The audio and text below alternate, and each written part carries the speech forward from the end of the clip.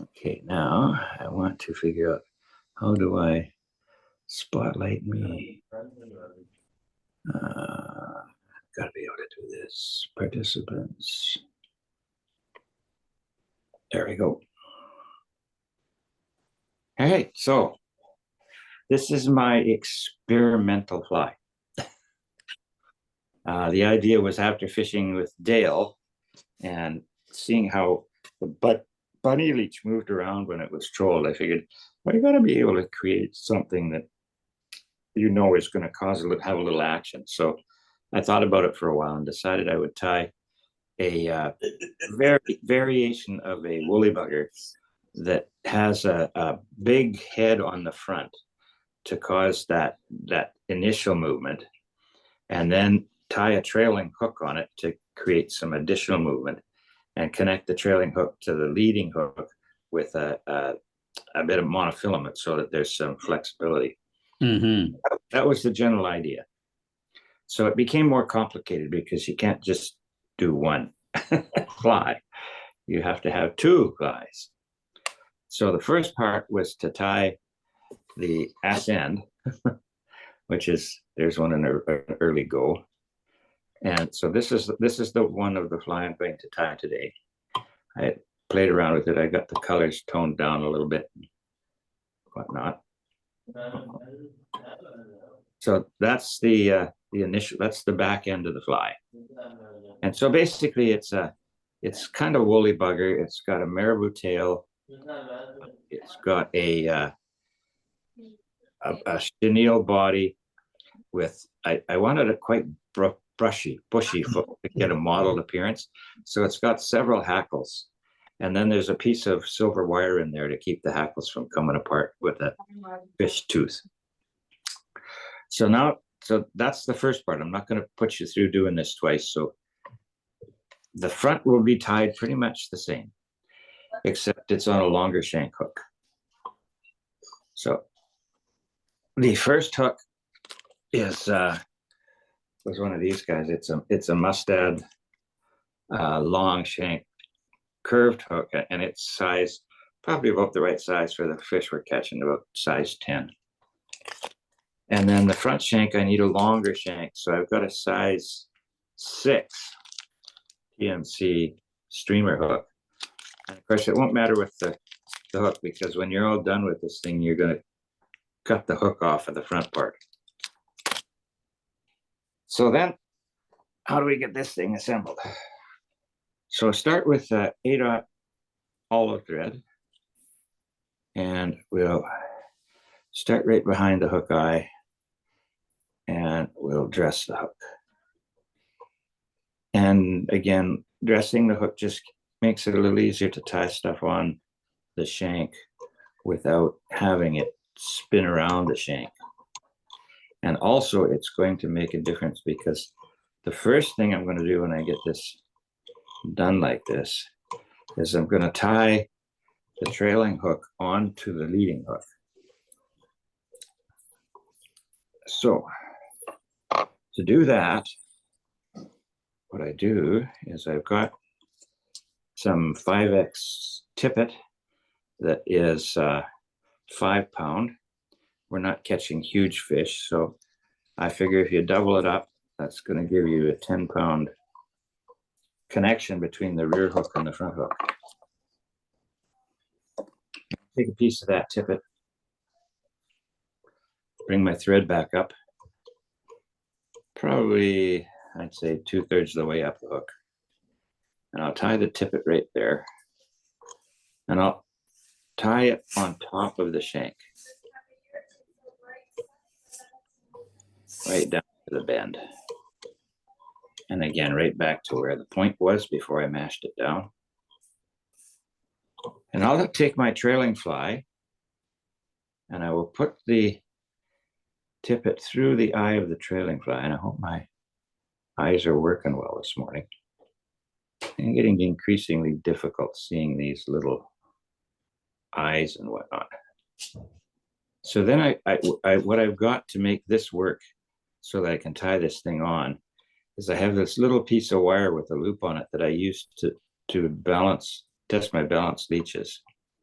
I'm just going to hook on the back one with that, and it's attached to my material clip. And now I'm just going to get the distance right, I'm going to hold the mono on top of the hook shank, and I'm going to pull back until there's I'd say about a hook gap between the back and the front hook bend. And by having this as a ring eye hook and tying this on so that it's up like that, that should make the back end of the fly wobble whenever the front wobbles, because it's just going through the ring eye, and it's twisted a bit on me here, so I'm just going to adjust that.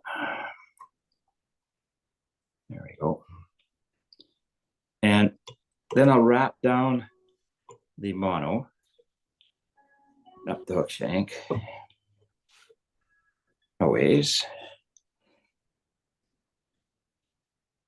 So the purpose of this is to provide a good secure attachment of the mono to the front hook shank so that it doesn't pull out if you catch a fish on the back fly, when you catch a fish on the back fly. And to make double sure, I'm going to take my brushable super glue and I'm going to just touch up that stuff where the mono is attached to the front hook. And that should mean that there's no likelihood of that mono pulling out from the front hook. And then I come back with my thread back down to the tag end of the hook. Now in the photo that I showed you, it didn't have any flash in it. So I said, I must have forgot to do it, what I planned on doing. So I've got some Mirage accent opal flash here. And I'm only going to take a couple of strands of this. And I'm going to tie it on to the front hook first.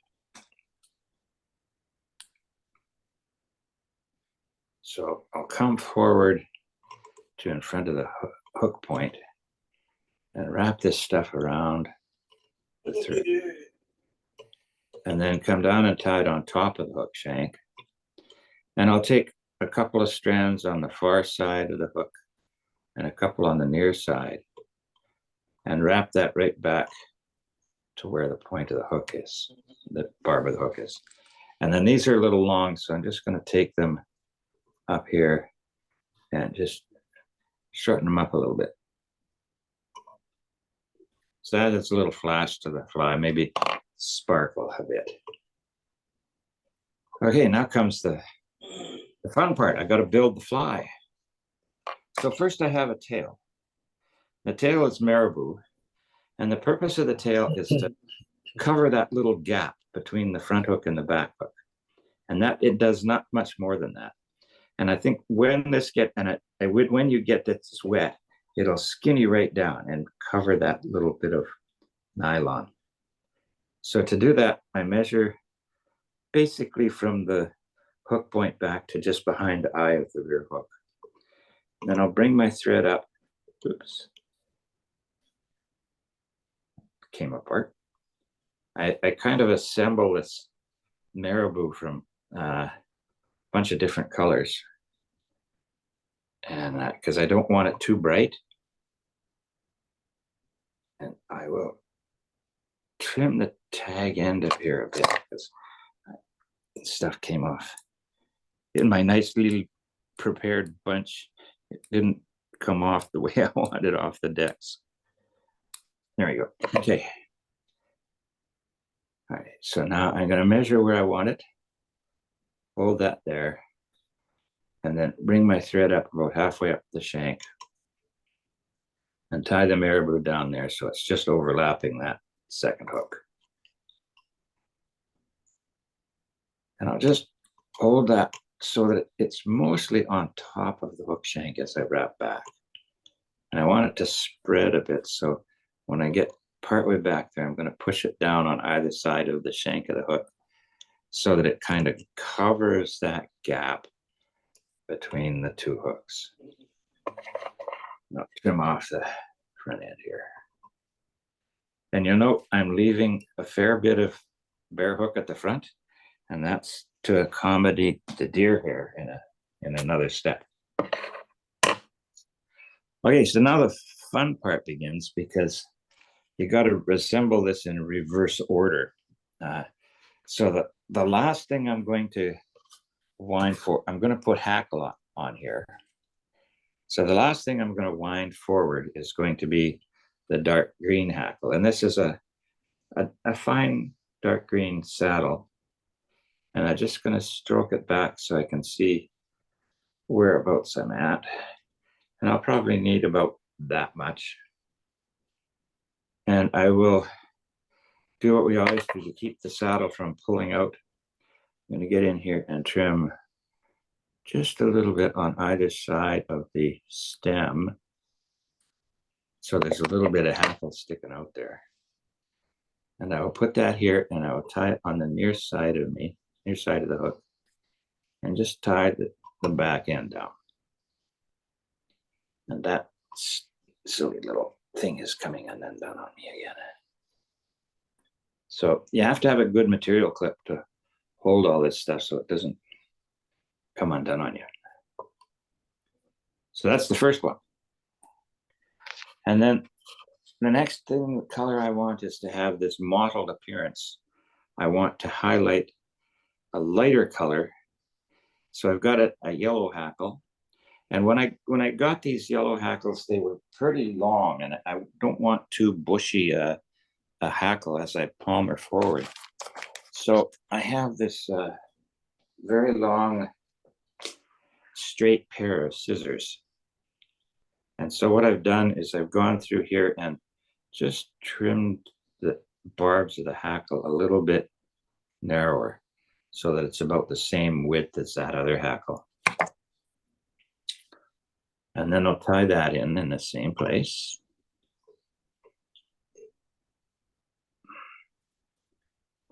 Right there. Step in. Cut the tip off. Other scissors.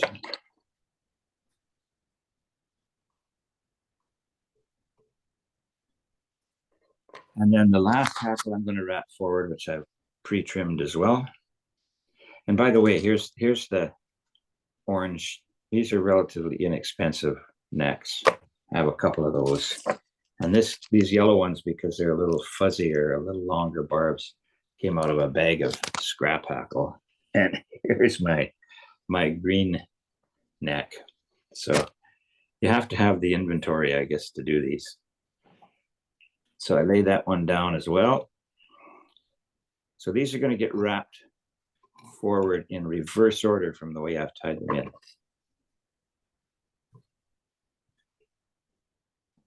Okay. And then the last thing I do, here's my small chenille.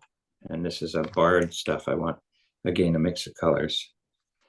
So I'll expose the little bits here. And I'm going to tie that in right where all the Hackles are tied in. Then wrap my thread all the way forward to the end of the body. And I'm going to leave this again for the deer hair to come. And at this point, I will wrap the body up chenille all the way up. You can see you get a nice multicolored body by using this barred chenille.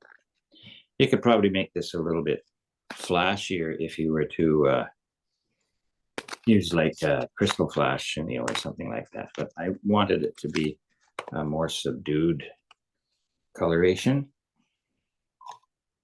Apply that down. Turn it off.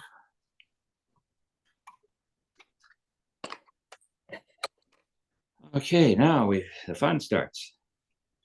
We take the hackle we tied in last. I'm going to wrap it forward first, and I'm doing this by hand because these cheap hackles have a tendency to twist on you and not go on quite square. You see I'm leaving lots of a gap between these wraps, and that's because I'm going to wrap the other hackles forward, but in those gaps. So we'll tie that guy down. Should tighten that. Tie it off. Trim the hackle stem. And then we're going to take the next one, which is the green one. Nope, the yellow one. The yellow one's the second one. And again, I'm going to try to wiggle the hackle as I run it through and make sure it doesn't twist on me. And I'm going to wrap in between the previous wraps of hackle. Oh, rats, I forgot to put the wire in. Oh, well, too late. This won't be as durable. You could get a fish tooth in there that might unwrap some of these hackles. I got distracted. There should have been a piece of silver wire in there. The counter wrap. You could always tie it in the front and do a wrap going back and one forward. Yeah, it's just there's not going to be a lot of space to do that in between these hackles by the time I'm done. So imagine that I tied in a piece of silver wire. And I'll tell you how that works. So now I'm going to wrap the green forward. And again, I wiggle it through, and if I trap a few hackles, that's not a big deal. So now you see I've got, you can probably see the flash of the flash of the silver wire where I forgot to put in at the back. Oh well, oh well.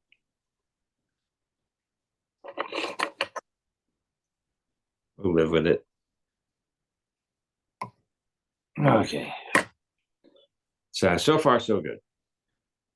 So now I come up and I will put my thread about, I'd say, a third of the way up from where I ended the hackles off and the eye of the hook. And to make the head of this thing, I can say a bulky head at the front to cause the fly to move side to side or up and down. So to do that, I'm going to use some lightly colored deer hair, relatively fine. And I don't need a huge clump, and I'm only going to need one clump. I'm not going to try and do too much stacking here. So I'll take about gap width of hair and then cut it off the fur, cut it off the leather here. And then I will hold it by the tip over my little waste basket here. And I will get all the fuzzy bits out of the bottom because I want to spin this when I put it on. So I'm getting all the loose stuff out of the butt end of that.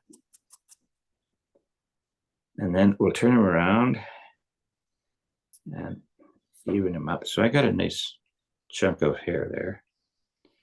And I'm going to cut it off so that it's like a little more than double gap width long. I'll cut the tips off. So then we'll hold it at about a 45-degree angle over the shank and make a loose wrap and then another loose wrap. And then I'll let it go and I will spin it around the shank. And I'm going to just shove it back with my fingernail and give it a good spin again. Wrap the thread through. And I have this little gizmo that I use that has a bunch of little holes in it that go over the hook eye, and it's got a flat surface. And I will put that small one over the hook eye, and I will pack that little puppy back. I'll just make sure it's all spun in there as much as I can. So once again, wrap through there to get it to spin the last little bit. There we go. Then wrap it gently through. And right at the front there, I've got a bit of hook shank left. That's why I stopped well shy of the eye of the hook when I was wrapping the body. And then I'll take my dark green deer hair. I'll do the same thing. I'll take about the same size of clump of deer hair off the leather piece.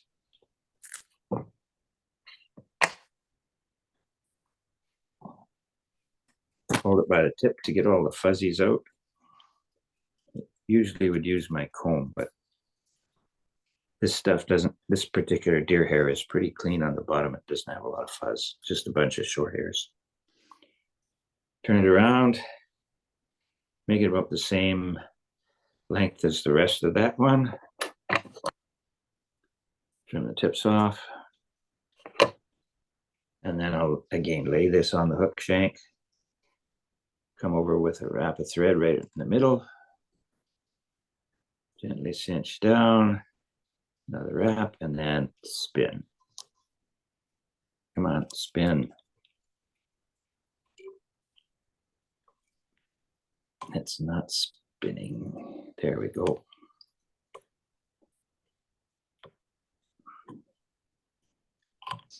There we are. So far, so good. And I will push that back. It's not, didn't quite spin the way I wanted. Must not have got it enough clear shank there. There we go. Now I'm just giving it a little help with my fingers to get it to that final spin. I'm gonna do that one more time through there. Aye. Push it back good.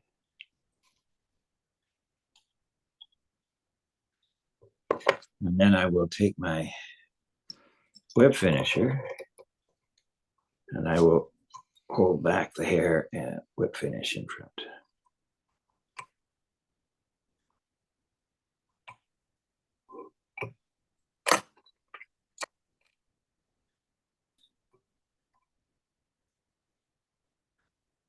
There. So a few mallards that stuck out the front here, clean them. So then I'll just take my scissors and I will go lay it in from behind and just trim them from the back to start with. And by laying it in behind, I'm not going to cut off any of the hackle that's in there. If I lay it down and push the hackle down and then slide it in behind, I just get the deer hair. And I'll go around the hook shank like that.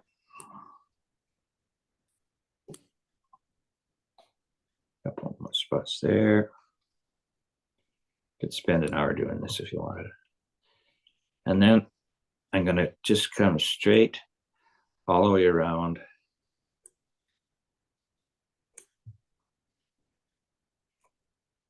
At the halfway point. There's a few sticking out bits there.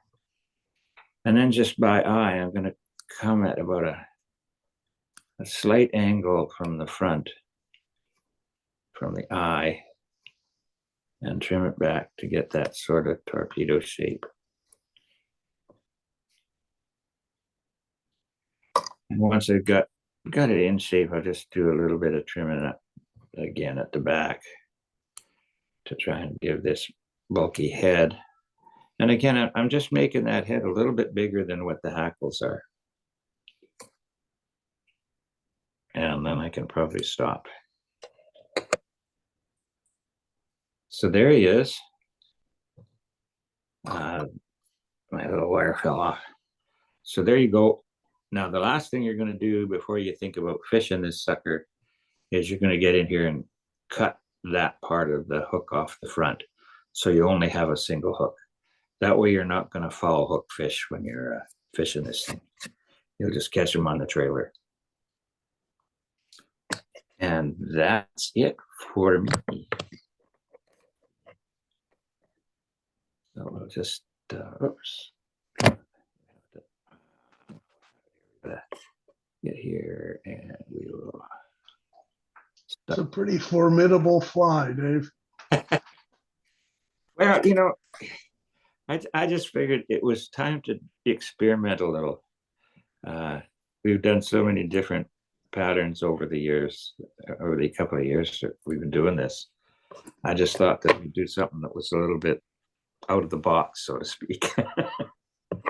You know what, Dave? Looking at that thing, it's very nice. But to make the tying of this contraption easier, and you do have the rig for using tubes.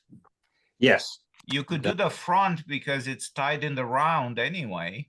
Yeah. You could do that on a tube and then just slide your piece of nylon through the tube and tie in and tie a loop woolly bugger of choice to the back end, and you're off to the races. Yeah. Tube flies would be great, and that would save you the cost of a hook, because you're going to have to sacrifice the barb on the front hook, right? And you wouldn't have to mess with holding the fly in the back, Yeah. So it makes your tying easier, but of course at the cost of having to Buying mess yourself a with tube. tube gear. Yeah. Well, I mean, Dave, the variations of this could actually be good for Hanina also. Yeah, except Well, except you need the weighted head. well, you need the weighted head, and you wouldn't be able to use 5 pounds of mono. Oh well, yeah, you need to go a little bit stronger You than want to that. have Probably. 30 pounds worth in there. Yeah, And that might make it a little more bulky. yeah. But anyway, I thought it was a good way to have a shot at it. So Oh, for sure. something to do Dave. for fun. Dave, if I just want to ask, when you're attaching the trailing hook, I noticed basically the only thing that's holding it on there is your wrap of thread. Is that correct? Yeah. There's no So mechanical attachment to the. Let's spotlight this again so you can see it. Come on. We can see it.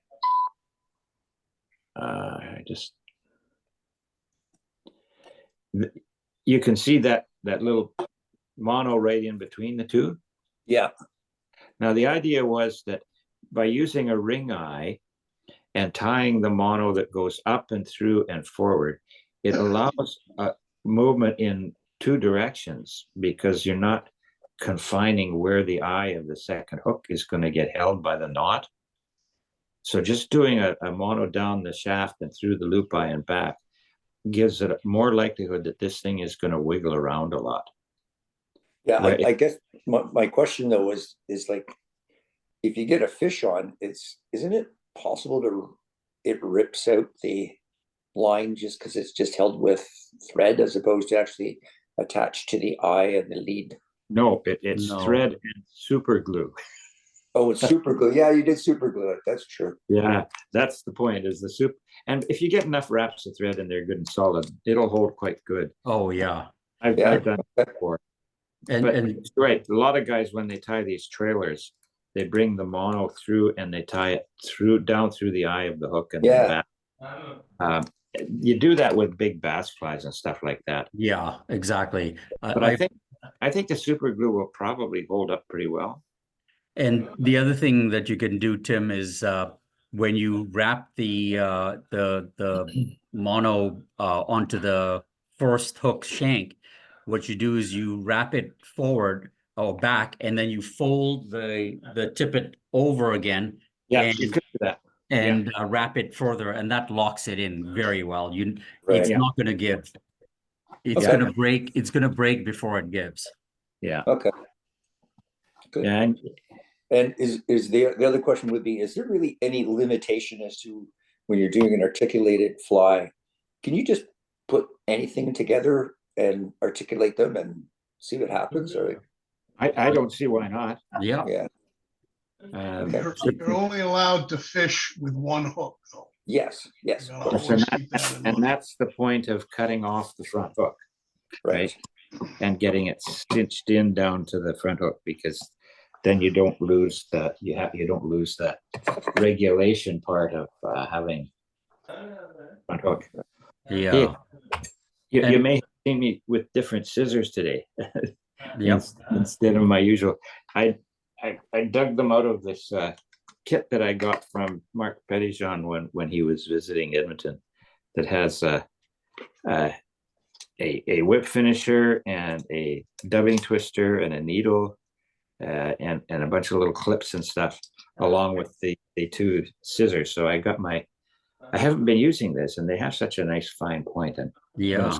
It's a nice little set. that's where I picked these up, which are these long things.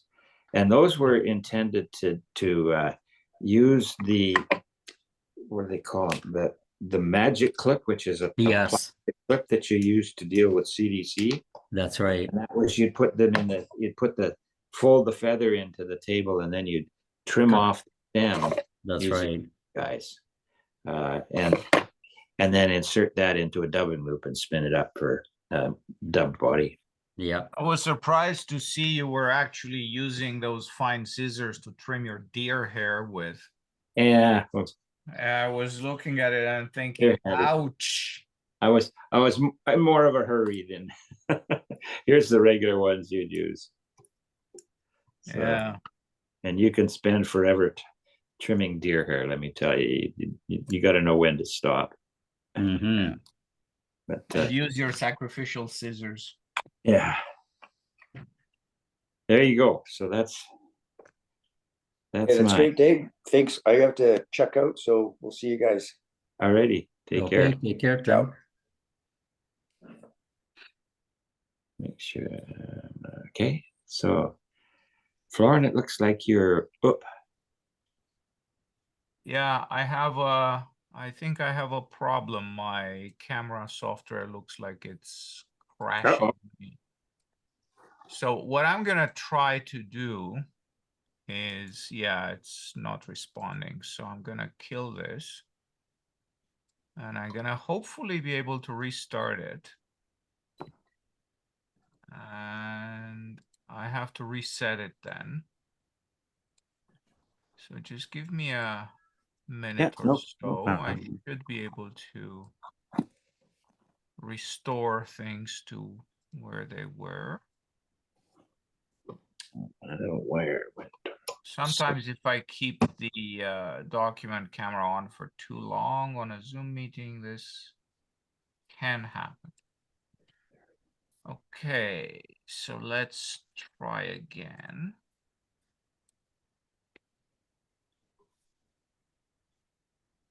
So, okay. Can you guys see this? Yep, it's good. Good. So what you're looking at is a size 12 standard dry fly hook. In this case, it's a Mustad 98-480. Use whatever you like. I don't know how big these ants get. For me, a size 12 looked quite big, but some people tie these things up to size 10. Anyway, for this demonstration, I'll just do the size 12. I'm using standard black thread here. So this is 8/0 uni thread. Although the fly is big, you could get by here using 6/0. The 8/0 does give you the extra benefit of you know, doing extra wraps with impunity if you need extra wraps. Anyway, you do need a little bit of a thread base here so that your foam isn't going to slide around the hook too much. And what I did is I have a piece of foam here that's about in width equal to the gap on the hook. It could be a little bit narrower. And what I've done is I trimmed it with scissors to a little bit of a taper so I can tie it in. And what I'm going to do is I'm going to lay it here on top, and I'm going to put a bit of foam, like maybe up to halfway down the shank. And I'm going to do a few somewhat loose wraps to attach this, and then go back and do a couple of tighter turns right here at the band where I'm going to fold it over. Okay, so ultimately this is going to be folded over. All right, next, I'm going to use some dubbing, and the recipe I was following calls for some Antron. I have no idea who was liquidating this for 159, but it's nice stuff. I wish I had it in black, but this I think is close enough. It's a dark charcoal. It's got a bit of a silver sheen to it. I'm hoping this is not going to detract from. I think if ants are on the water and the fish are interested, this is not going to matter. But if you have black, by all means, use the black. So spin some of this Antron on your thread and slide it up and begin building a little ball here of dubbing. So what I do is I twist a little bit, I wrap it on, and I go back and I twist some more, just trying to build a shape. And then I try to end somewhere in front of the point of the hook, about midway up the shank. So I need to go a couple of turns back here. Then I'm going to take this foam and fold it over. And here you have to be careful, because if you're using fine thread like this, or if you use any of these modern ultra strong threads, there is a real risk of you cutting the foam with a thread. So I try to go easy and gradually tighten. For any materials other than the thread and hackle, I'm using this old pair of tungsten Dr. Slicks, and they're pretty ratty by now. I've used them for a long time, and I've cut all kinds of ugly stuff with them, and they're not cutting as well as they used to, but for things like this, they cut well enough. Okay, now the next thing to put on is a little bit of a wing. Some people, including the person who was tying the fly that I'm trying to replicate here, was doing this with 10 hackle tips. I don't really like using 10 hackle tips. I find them to be a lot of fussing, and they don't add visibility, they don't add floatability. And the one time I saw trout gorging on ants, I don't think they were stopping to examine what material did you use for putting on the wings. They just went for the stuff. So with that assumption, I'm just going to use a little bit of polypropylene yarn in this is basically a light grays, not white. This is going to give you some visibility for the fly as well. And just no divided wings, no fussing with that kind of stuff. I'm just putting one clump, which is about half a strand of this polypropylene yarn, and just tying it at a 45-degree angle. And then once I tie it in, I just go and trim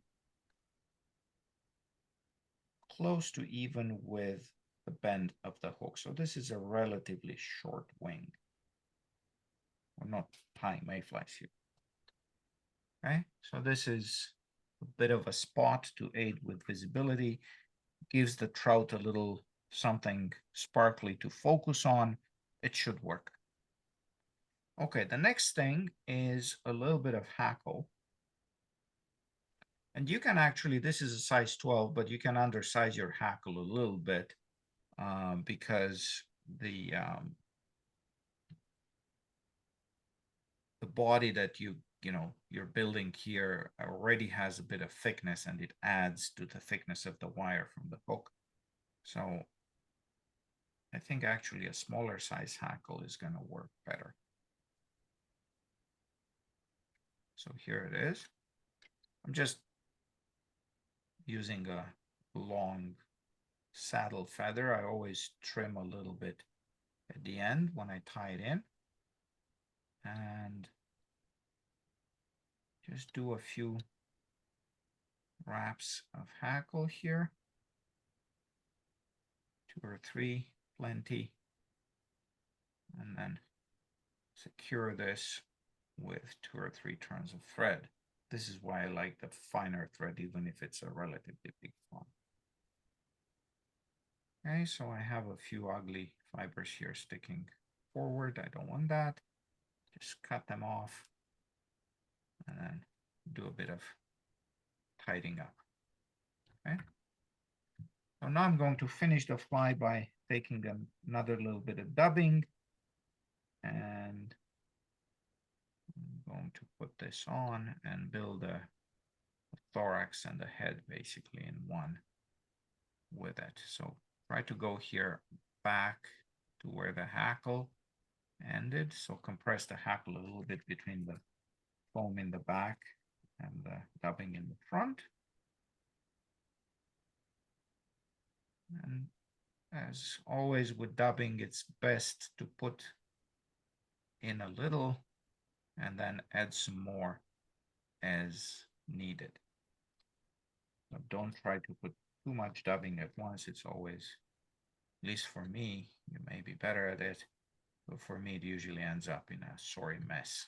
So add in a little bit at a time. This is a relatively straightforward fly to tie, so there's no rush.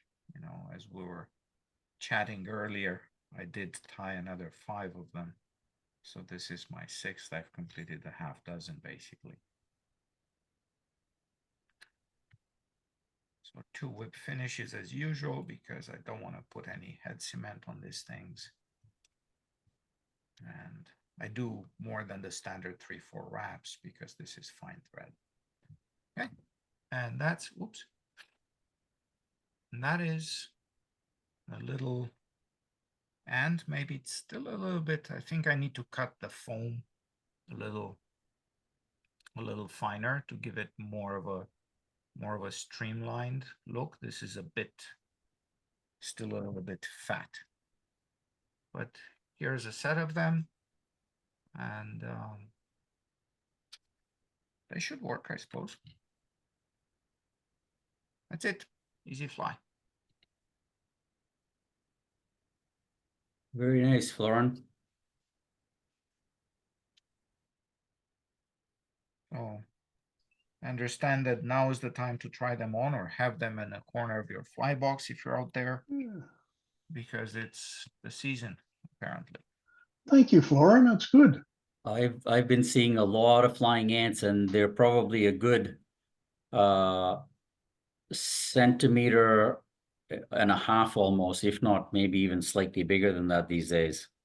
Okay, so then try to do what I did here on a size 10 hook instead of a 12. Mm-hmm.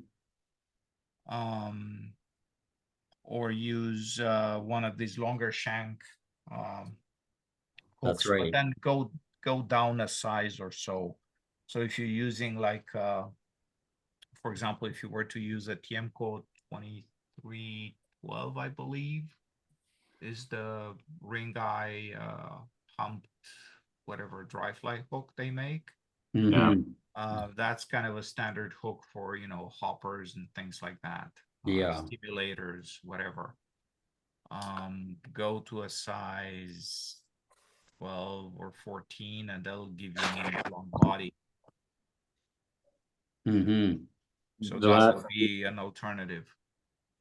Yeah, the last few days I've been going around on my sidewalk, patio block sidewalk, and with my little spray can of ant killer and nuking all of these teeny tiny ant nests that have shown up in the last week. Mhm. So the ants are clearly on the move and setting up new housing. So Well, the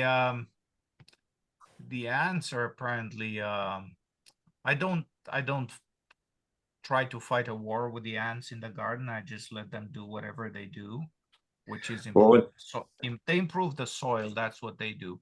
when they And they're far more important than worms at doing that, in fact. But what I do to my way to defend against carpenter ants is to have pieces of wood placed through the garden, both front and back. Okay. And the ants definitely do go in there, and they do go in there in sufficient numbers that the local pileated woodpeckers occasionally come, and this is one of their feeding stations where they come, and periodically they check to see if more ants have grown to Yeah, that's great. eating size. That's a great So idea. it's well, I guess it's a perhaps unorthodox approach. can't do that with these little teeny tiny ones because they're small enough they can crawl in under the door seal on your patio door and your front door. Exactly. And Yeah. you find them wandering all over the floor of your house. Yeah. So I have to nuke the ones that are anywhere close to the doors. Yeah, I have some in the there's been an anthill in one of the garden beds for years, and they seem to like it there. They stay there. There's so much mulch in the backyard that I think the relatively sterile environment of the house is just simply unattractive. So, you know, this is, I suppose, it's the carrot method as opposed to the stick method. Mhm. I'm putting lollipops out there and saying, hey, you know, why don't you go for the lollipops instead? Yep. So, So far so good. It's been working, and I don't know if any of the birds actively, you know, I mean, we like spicy food. I don't see why the birds wouldn't like spicy food too. Mhm. Um, Well, Florin, I think I like the pattern, but I've got so many of the big flying ants around. I was actually going to etherize a few and then tie them onto the hook and keep them alive so that I can just cast them out there. well, I mean, that's, you know, you can tie the synthetics like I did on the hook. Yeah.